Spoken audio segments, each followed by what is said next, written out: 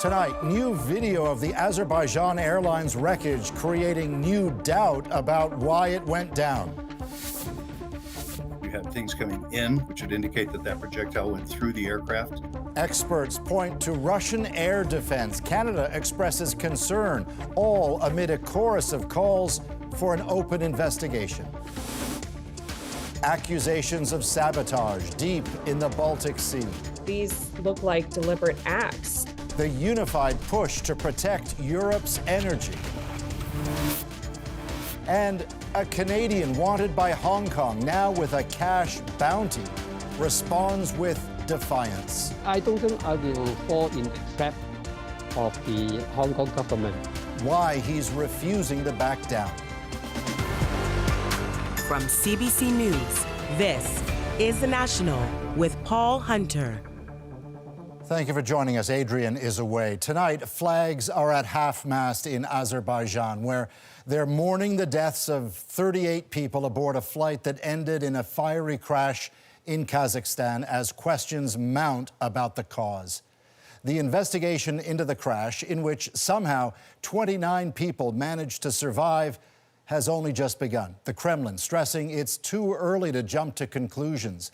Some experts agreeing, even as they point to sections of the fuselage covered with holes consistent with shrapnel from an anti-aircraft missile. Still, as Ithil Musa explains, some, including Global Affairs Canada, are concerned that the flight could have been shot down by Russia. In Azerbaijan, it is a national day of mourning for the 38 victims of Wednesday's plane crash. Cell phone footage shows the Azerbaijan Airlines flight plunging into a field in Kazakhstan and exploding into a fireball. A growing number of experts believe a Russian missile could be responsible for the deadly crash. The airplane was flying into what's in effect a war zone. That area that the airplane was going to was subject to Ukrainian drone strikes previously. So the reporting suggests that, in fact, when this airplane was approaching, the Russian air defenses may have mistook it. The aircraft was initially scheduled to travel from Azerbaijan's capital Baku to Grozny in southern Russia, but it was diverted to Kazakhstan. Russia's Civil Aviation Authority says the plane's pilots changed course after striking birds, but one expert believes the plane's exterior tells a different story. Things coming in, folding the metal in on one side and folding the metal out on the other, which would indicate that that projectile went through the aircraft. It makes a lot more sense to me now that it was indeed some type of missile or attack from the side of the aircraft. Global Affairs Canada issued a statement saying, in part, Canada is deeply concerned by reports that Russian air defense forces may have fired a missile. We call on Russia to allow for an open and transparent investigation. The Kremlin says it would be inappropriate to speculate on the cause of the crash before investigators have completed their analysis that could include testimony from some of the crash's 29 survivors. Ithil Musa, CBC News, Toronto. There are new accusations from Finland tonight that Russia is attempting to tamper with Europe's supply of electricity. It's the latest in an escalating number of similar incidents over the past 2 years. And as Katie Nicholson shows us, work is now being done to shore up security. In the frigid Baltic Sea, a NATO exercise to better secure what lies beneath the surface. The importance of these multi-country maneuvers underscored once again by yet another underwater cable cut, this one on Christmas Day. Finnish police seized this oil tanker, the Eagle S, the chief suspect in what they're calling an aggravated criminal mischief offense. It was one of only 2 ships in the area when the Estlink 2 line was severed. The 170-kilometer-long power cable runs along the sea floor, providing electricity between Finland and Estonia. Since 2022, there have been multiple cable cuts in these waters, taking out fiber optic and power lines. It's not uncommon for these to break, but European nations suspect some of these incidents are Russian sabotage. What's the simplest explanation behind this? There really has been a significant increase in these cuts since the invasion of Ukraine. And so you can sort of connect the dots and put it together and say, well, these look like deliberate acts. And Russian ships aren't the only ones under suspicion. In November, a Chinese ship sparked tensions when 2 communications cables were severed off Sweden's coast. China says it is cooperating in the investigation. Sweden disagrees. But if Chinese operatives were involved, it has new national security implications for these Baltic nations. I think that really changes their security assessment as well and what their relationship with China is. But the latest incident has renewed concerns specifically about a Russian shadow fleet in European waters. Vessels operating under tangled or murky ownership, selling sanctioned Russian oil on the sly. This underlines the danger of the shadow fleet for Baltic Sea. We need to find new, strong measures to tackle this. Finnish Prime Minister Petteri Orpo said the most important task in front of them now is to investigate this and prevent any dark fleet operations from pumping money into the war effort against Ukraine. And Katie, you mentioned Estonia is the other country impacted. Its prime minister also spoke out today?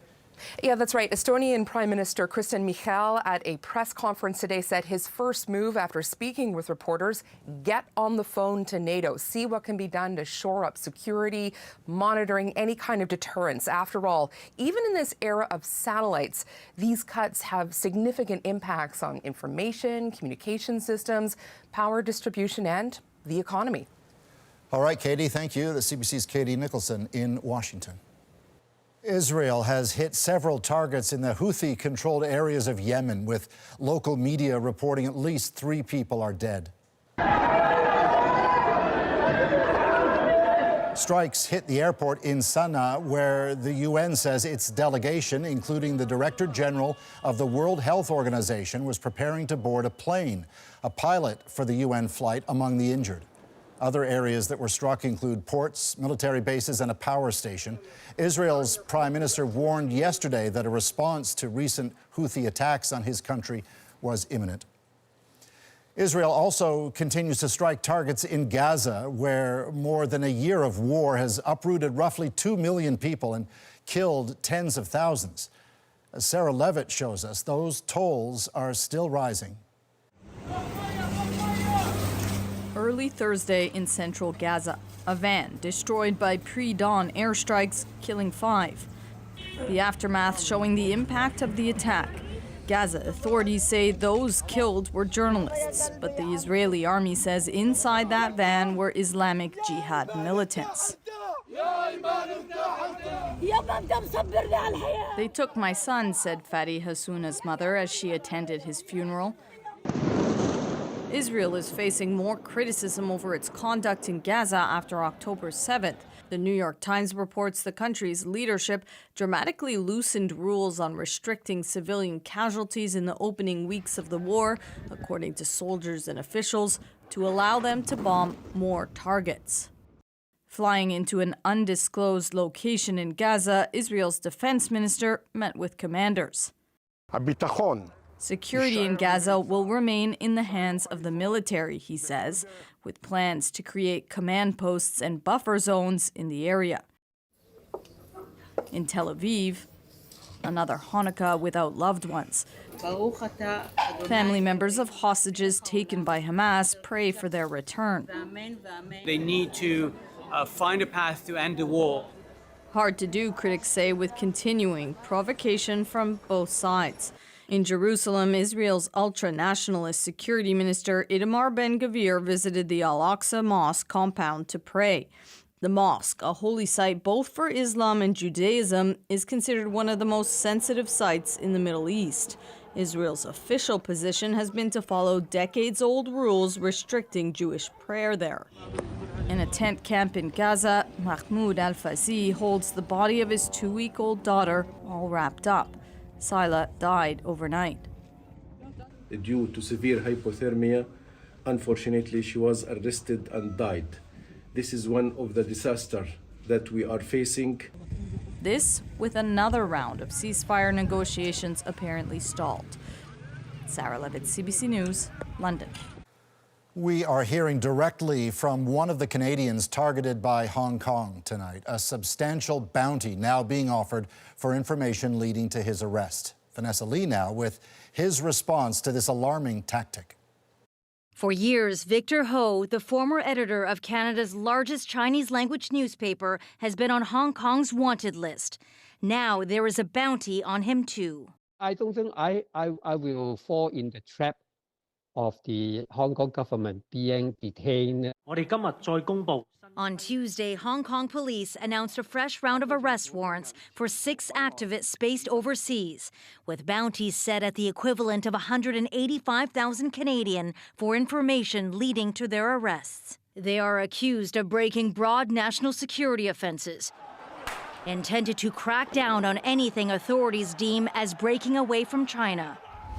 Ho has been living in Canada since 1997 and has helped launch a plan to elect an unofficial Hong Kong parliament in March using a highly secure mobile app.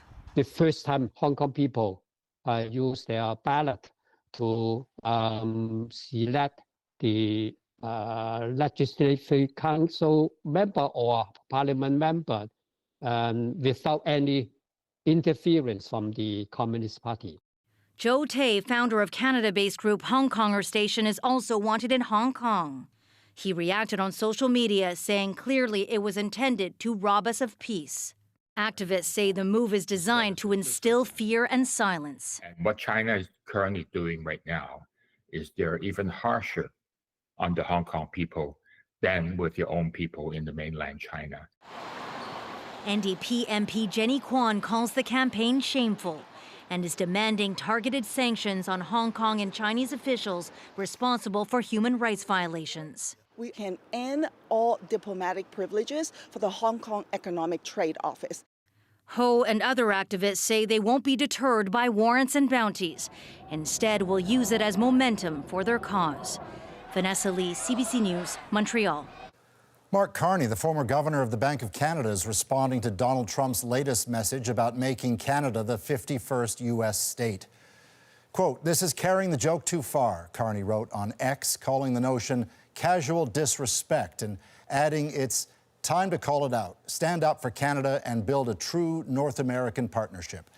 This comes just over 1 week after CBC News confirmed Justin Trudeau intended to add Carney to his cabinet in the finance portfolio, a plan that changed after Chrystia Freeland's sudden resignation from cabinet. A Canadian-made device is helping kids with disabilities who are learning to walk, while promising they're also incredibly hard to find and incredibly expensive. Aaron Collins now with the push to make this mobility aid more accessible. Oh yeah, Maxie. For Max LaBelle, every step is a struggle. Born with hypotonic cerebral palsy, simple tasks, a huge challenge. His family always on the lookout for ways to help, discovered a game changer at a clinic in Calgary. The minute that he was, put into it and they started walking, his face lit up. It's called a Trexo Walker, a Canadian-made exoskeleton designed to help kids like Max find their stride. A huge success at that private Alberta clinic. Literally just on Friday, we had a kiddo take his first 3 independent steps, and that happens almost on a daily basis. But the walker and the step up it offers hard to find. So a lot of kids on this wall, how many of these kiddos would have used that Trexo walker? Probably about half of the kids. And how many probably could have if it was available to them? Most of them. Most of the kids that come to us are within that perfect age range and are working on the types of skills that the walker would be used for. The Trexo is cutting edge. Only 400 are in operation worldwide, and they're pricey too, starting at around $40,000 per unit. It's expensive. It is a total game changer for these families, but it is expensive technology, there's no question. Like many new medical advances, the walker isn't publicly funded, meaning families who want one are left to foot the bill. And the price check is a gut punch, and you're like, oh, okay. Let's sit on that for a minute.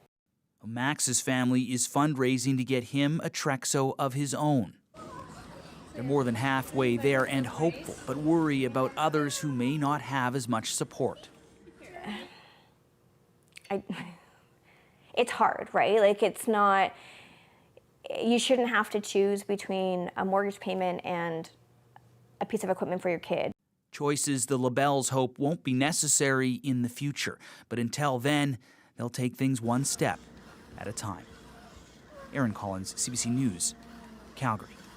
Well, the mayor of a small town in Italy is making sure that his residents have their say, but to do so, those same people have to get their steps in. Megan Williams with what spurred this unusual method of communicating with constituents. A festive fair in the town square of Valdobbiadene, famed for its Prosecco. And holiday delights the town's mayor, Luciano Fregonese, is trying to stay away from. When I became mayor, I put on more than 100 pounds. After winning a third term last summer, he kept a promise to a friend to lose weight by walking, inviting townspeople to come along. Thanks to these walks, I've discovered whole new walking routes in the area, says this woman. It was just a few dozen people at first. Now, on some days, we passed hundreds, says this cyclist. From elderly people getting out for the first time in ages, like this nun, to citizens expressing concern about everything from potholes and broken street lamps to a recent spree of burglaries. Mayor Fregonese tells me so far he's lost 50 pounds, with 50 more to go, and is breathing easier. Mayors in nearby towns are also now leading walks, and Fregonese led groups in Argentina and China, went on official visits there to fellow mayors. But in Italy, even a hike up a rural road doesn't keep you safe from caloric culinary delights, with a local inn offering wine and slices of Christmas panettone, but determined to keep a step ahead on his journey towards health. Viva! Mayor Fregonese sticks to water. Megan Williams, CBC News, Valdobbiadene, Italy. There are calls for Ottawa to do more to help Canadians access fertility treatments. We're over $100,000 out of pocket. We remortgaged our home to do it. Wow. The financial and emotional costs, some say, are too high. I thought I had a lot of time. An unlikely bond between two communities at war goes on display in Nova Scotia. It doesn't matter what religion, what color skin you have. We're all just people. And the horse that's a real metalhead in our moment countdown. She's a true rocking horse, people call her. We're back in 2.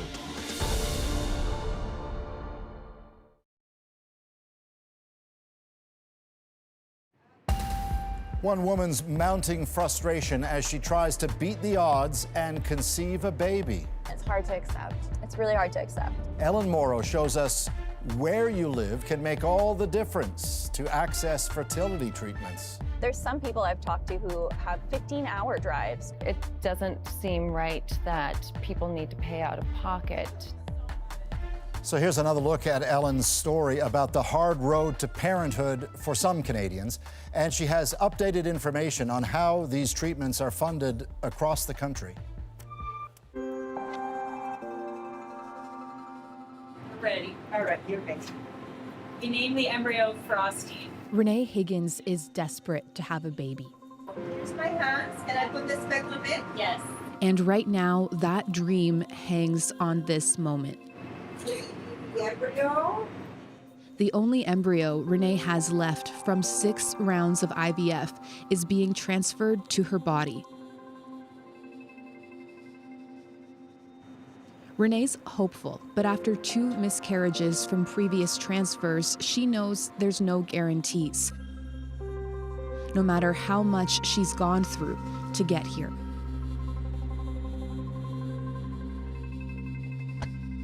Hi, Renee. Hi. Hi, I'm Ellen. We first met Renee weeks before at 3:30 in the morning. Oh my God, it's ridiculously cold. Navigating to Markham Fertility Center. 4 hours and 20 minutes. Yeah. Renee lives in Sudbury, Northern Ontario. The closest fertility clinic where she can do IVF is all the way in the Toronto area. This is the reality for so many Canadians. Geography making the already complicated process of IVF even more challenging. And Renee has had enough. How much harder does all of this travel and all of these logistics make the process? Significantly harder. It's draining. Mentally, emotionally, financially. I mean, we're over $100,000 out of pocket for treatment and medication. And then on top of that, the travel costs. So yeah, we remortgaged our home to do it. Wow. Wow, that must have been very hard. And having the drives to worry about on top of that are just crazy. Renee is 35 and has fewer eggs than most women her age. I really thought we're going to be the ones, the first IVF cycle, it's going to work, and it didn't. It's hard to accept. It's really hard to accept. Battling infertility in 2023 was intense. So many ultrasounds, blood draws, and 3 a.m. drives to the clinic. Fertility treatments can be harrowing, even traumatic. Countless appointments, countless injections. Needles in hotels, needles in cars, needles everywhere. I had such a good feeling this time, but it didn't work. But no matter how much heartbreak Renee and her partner have been through, it was the travel that made her decide to stop. Financially, we could have done another IVF cycle, but I just couldn't do the drives for the 7th one. And as we drive with her, it's little wonder why. These are tough conditions, like blowing snow. Like, this is nowhere near the worst of it. We're heading to Renee's clinic to start the process for her embryo transfer, the last step of IVF. She'll have to do this drive several times before it's done. How does that feel that it's the logistics of the situation that have prevented you from trying again? I feel very frustrated. I feel like we can do better. IVF, or in vitro fertilization, is the process of taking a woman's eggs and fertilizing them outside of her body. The average cost for one cycle in Canada is $20,000. Most will need multiple rounds to get pregnant. Fertility clinics offering IVF are concentrated in urban centers, and access varies widely across the country. Some provinces only have one clinic, while several others and the territories have none. And when it comes to financial support, 7 provinces have a tax credit or funding program. BC will join that list next year. Quebec offers the most coverage, funding one full IVF cycle, including the drugs required. Alberta is one of the provinces where there's no public funding for IVF treatments. Based on how the cells are divided. In Calgary, we meet this group of women trying to change that. Infertility isn't necessarily looked at as a medical diagnosis. It's looked at as, you guys just drew the short straw. It's incredible how many of my friends and how many of my family members go through the same thing and nobody knows about it. Fertility Alberta is one of several grassroots advocacy groups pushing for more support across the country. I just started asking a million questions and why can't we do this? Like Renee, Ashley Eberly and her husband are out more than $100,000, still trying to achieve their dreams of parenthood. Obviously, you can see the emotional toll that it takes, and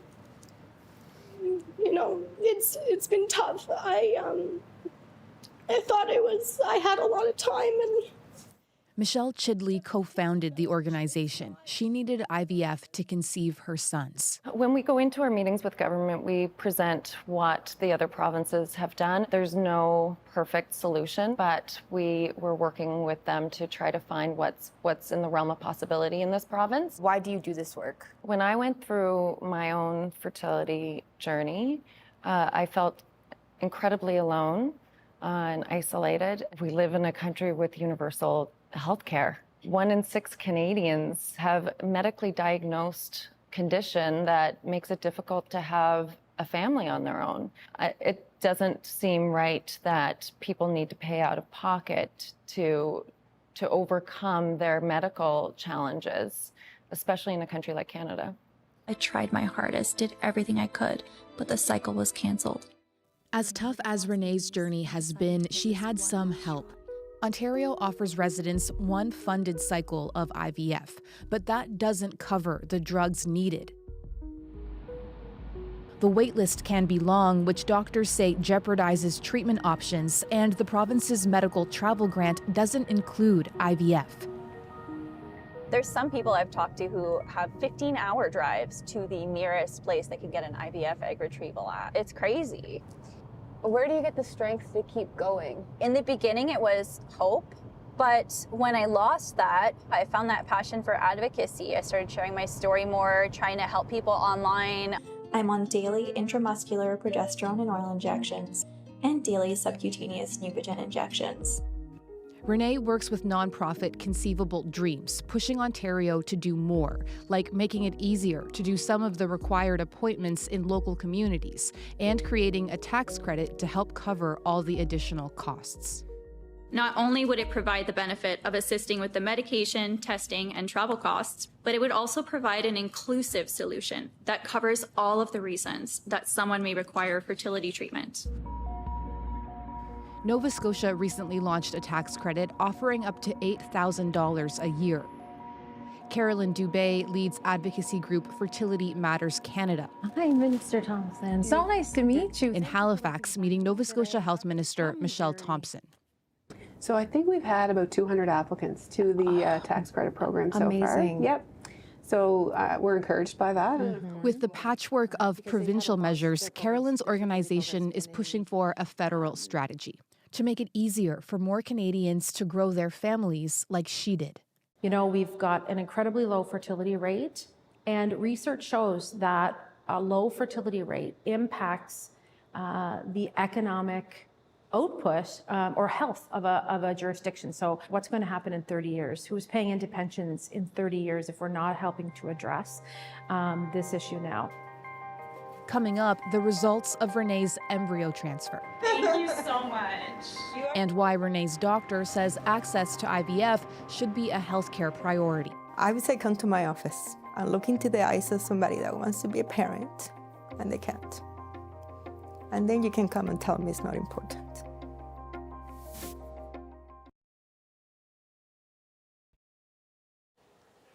Well, there have been major developments since we first brought you Ellen Morrow's story about women seeking medical help to get pregnant. In some provinces, rules have changed. And for one woman, well, we'll let her break the news.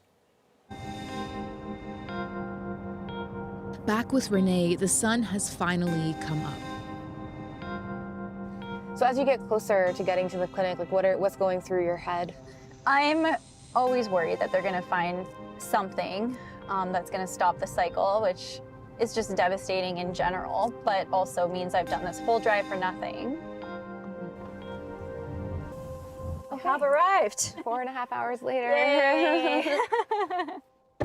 Renee hasn't been here for about a year. The cold is waking me up, though. She needed a break between the end of her last IVF cycle and transferring the embryo, seeing it as her last chance. It feels really weird being back in the building, and it's kind of just, we're doing this again and everything that means. Hi. After blood work, it's time for an ultrasound. Hopefully the last time. And finally, a good surprise. Renee's ovaries have more follicles than she expected. Does that say I have 10 antral follicles? More follicles means more potential eggs and maybe more embryos. It does say 5. Oh my God, wow. Okay, that's awesome. I was nervous I'd have like 10 antral follicles, oh my God. It's a number that may change Renee's mind about not doing that 7th round of IVF. Our best ever IVF months were the 2 months that we had 10 antral follicles, and that's what I have right now. So that's exciting. Yeah, we'll see where things go. Renee will be back here in just a few days. Her long drive home now made easier for once by the positive news. These are all the cards that have been given to me by patients. Wow. Over the years. Oh, they are so special. We go back to the clinic to meet Dr. Mavis Garcia, Renee's physician at Markham Fertility Center. I've never discarded a single card I've gotten in the last 10 years. This one says you rock, Dr. Garcia. Dr. Garcia has helped countless patients build their families. These people wouldn't have these beautiful children if it wasn't for fertility treatments, right? Have you had would-be patients who really want to come here but just can't? They can't travel that far. They can't afford the hotel stays. Yes, I have spoken to patients from all over Ontario, from Owen Sound, from Timmins, from Thunder Bay. And yeah, the situations are very similar. What is the impact of women not being able to access fertility treatment? Well, very simply, the impact is that they might never become parents. And that's not fair.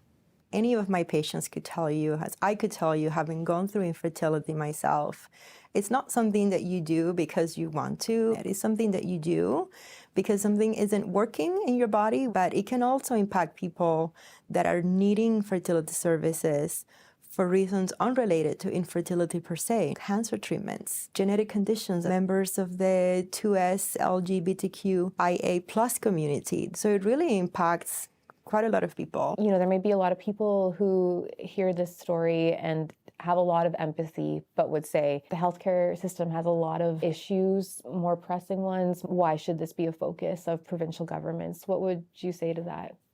I would say come to my office. Come to my office and sit with me in that chair and look into the eyes of somebody that wants to be a parent and they can't. And then you can come and tell me it's not important. Renee did that 7th round of IVF, a miracle, she says, resulting in 5 embryos, more than all her previous cycles combined. But with the new embryos still being genetically tested, the one being transferred now is the only one Renee knows she has for sure. Hey, it's done. Everything went really well. I mean, it was a really, really good transfer. Perfect. All right, so here's the dish. And after it's over, a special gift for Renee. So that's where the embryo was living up until this moment. Thank you so much. You are so welcome. All right. Thank you. All the best. Weeks later, a special announcement. There's a second line. It's really faint. After all those long drives and money spent, This one too.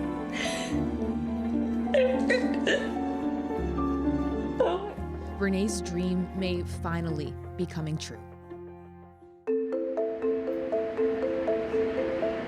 Since our story aired, provinces are promising more for IVF. The Ontario government pledging $150 million in additional funding and launching a new tax credit to help with expenses. While both winners of the New Brunswick and Saskatchewan elections campaigned on expanding IVF access. Say hi. Aw, so cute. And for Renee, she finally got her happy ending. How are you? I can't believe it. I have been a mom for 7.5 weeks. Tell us about your little guy. Yeah, so Jackson is a perfectly healthy baby boy. He is our wonderful little bundle of joy, perfect baby. He's like just a dream, honestly. You know, we paid our dues, I guess. You did. But yeah, he's wonderful. I can't get enough of him. After everything we've been through, every moment is filled with gratitude. That increase in funding in Ontario, the new tax credit, what will it mean for people like you who are living outside of big centers or just struggling with the financial impact of going through IVF? We can significantly help to improve access for all Ontarians thanks to this funding. I know there's a lot of advocates out there that have been fighting for this, and you know, it's so nice to see this dream finally come true for us. But what more would you say still needs to be done? In terms of Ontario, I would love to see some of that money allocated for the satellite monitoring clinics to be set up in Northern Ontario. I know a lot of countries also will cover more than one IVF cycle per person per life. So seeing a lot more funding for IVF cycles would be lovely as well. There are a lot of out-of-pocket expenses for medications and embryo transfers and embryo testing, things that are not always covered by the publicly funded cycles. And so having some of that money allocated for those things would be really neat as well. What kind of response did you get to sharing your story with us? A lot of people told me it was really eye-opening. If they hadn't been exposed to fertility patients, they had no idea that these struggles existed. And then for the patients who were in it, it was kind of I feel heard. And I think this is going to help to make a difference. And it's not only the funding, there are still a stigma in society a bit. And I think this kind of awareness really helps to help break that down and increase the level of empathy that people feel for these patients going through fertility treatments. Having Jackson has inspired me even more to advocate and to make a difference and to help more people, to alleviate that burden. Next, a Nova Scotia exhibit honors the first Lebanese and Jewish immigrants in Yarmouth. We were accepted in community, but we were different. Why descendants are paying tribute despite the global conflicts.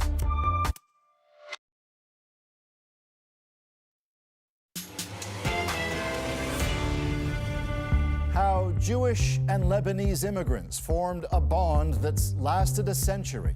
We could respect and support one another. In small-town Nova Scotia, adversity brought them together. If they're coming for you, they'll come for us too. Now they hope they're an inspiration. We have set an example for the rest of the world. Their long friendship in the town of Yarmouth has been honored with a public retrospective. Sabrina Fabian breaks down why it's something to celebrate. Hey, how are you? Good, how are you? In a different time and place, their friendship may be unlikely. But here, Patty Durkee and Joe Beshara have a common goal. I think about the man who came here and cried when he saw what we had done. This was the first installment. For several years, they've been working to mount an exhibit highlighting the history of their respective communities in Yarmouth, Nova Scotia. One Jewish, one Lebanese, their families have lived here for generations. So we get to figure out who's who. It's a story not only of coexistence, but of a long-lasting relationship of mutual respect and support. Minorities living a common experience in a rural town in an increasingly polarized world. And as the tensions in the Middle East draw divisions, Patty and Joe are coming together. Yarmouth and its maritime history run deep. A long-time fishing community, it was once one of Canada's most prominent ports, and at the turn of the 20th century, immigrants from the Middle East and Europe arrived, including about 35 Jewish and 20 Lebanese families. Hi, Joe. Joe Beshara is a third-generation Lebanese Canadian. Thank you for having us. So I remember having the sense when I was a kid that we didn't, we were accepted in community, but we were different. They were very poor. They had nothing. The Besharas were part of those 20 families that arrived in search of a better life. I haven't seen this one before. I think for my dad's generation, the name of the game was you could be Lebanese in your house, but as soon as you step out into the street, you're Canadian, right? It's that first generation that I think that took the biggest brunt of the racialization and the discrimination. That first generation started off selling goods door to door and eventually made enough money to open a store on Main Street. They became part of the fabric of the community. Their neighbors were also merchants, also immigrants.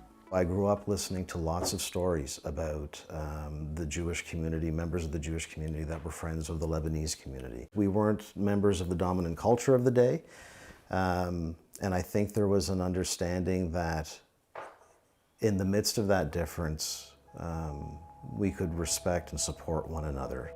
Land deeds were exchanged between Lebanese and Jews, favors extended in times of need. My grandfather, Wilfred Beshara, was running for town council, and at one point there was some hate mail that was put on windshields of cars around town that basically espoused that a vote for the Beshara was a vote for the Lebanese mafia. A member of the Jewish community, a lawyer, Irving Pink, offered to help him by seeking justice against the person responsible, pro bono. Irving said something to the effect of, "Wilfred, if they're coming for you, they'll come for us too." I'm very proud of my family. I am really proud of my heritage, actually, and to be Jewish. Patty Durkee's grandparents also arrived in Yarmouth around the turn of the 20th century. So this is my grandfather, Sam Lynch, and this is my grandmother, Rose. She was a Green. They also started as salespeople, eventually establishing one of 5 menswear stores on Main Street, all Jewish-owned. People just kept arriving because they had family or connections here. The families weren't immune to anti-Semitism. Patty's father, seeing a wave of anti-Jewish incidents spread across Canada in 1960, wrote letters of concern to both the Premier and the Prime Minister at the time. So this is a letter that the Prime Minister, Diefenbaker, wrote to my father, but we never knew. We didn't experience any of this growing up, or I didn't, until now. Hamas's attack on Israel on October 7th and the spike in anti-Semitism since then isn't something Patty can ignore. Or Israel's military actions in Lebanon and Gaza that escalated tensions in the region. But here, she feels safe. I feel that I would have people who would take care of me if anything happened, and particularly the Lebanese people. We just have that connection. Starting an exhibit highlighting the history of immigration to Yarmouth was Patty's idea. This is lobster fishing here and scallop fishing. Sharing the stories she heard growing up and got reacquainted with when she moved back home after several years in Toronto. Feeling a strong connection to the land that drew her grandparents here so many years ago. It made sense to her to start with the first Jewish immigrants to arrive and to weave in those who stood by them all these years.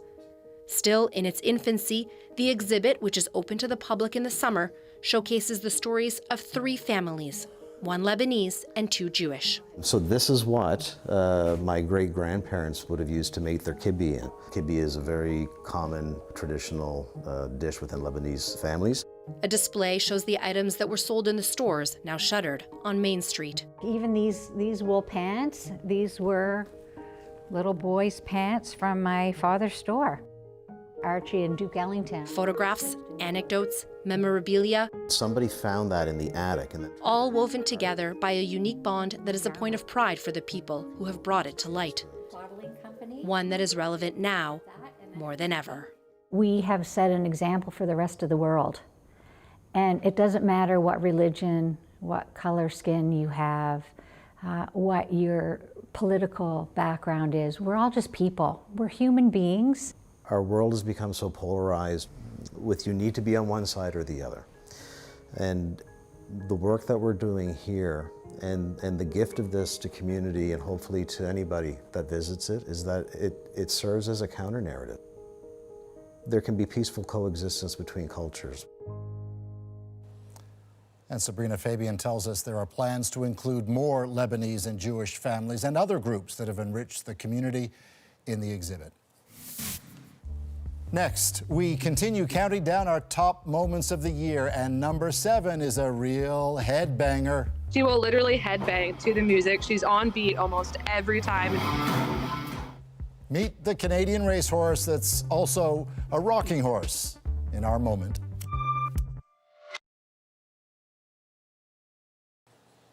Well, this holiday season, The National is bringing you a countdown of the most popular moments from this year. Now, you're familiar with a rocking horse, right? It's a pretty common childhood toy. What's less common is a horse that rocks out to some seriously heavy tunage. And tonight, it's number 7 in our moment countdown.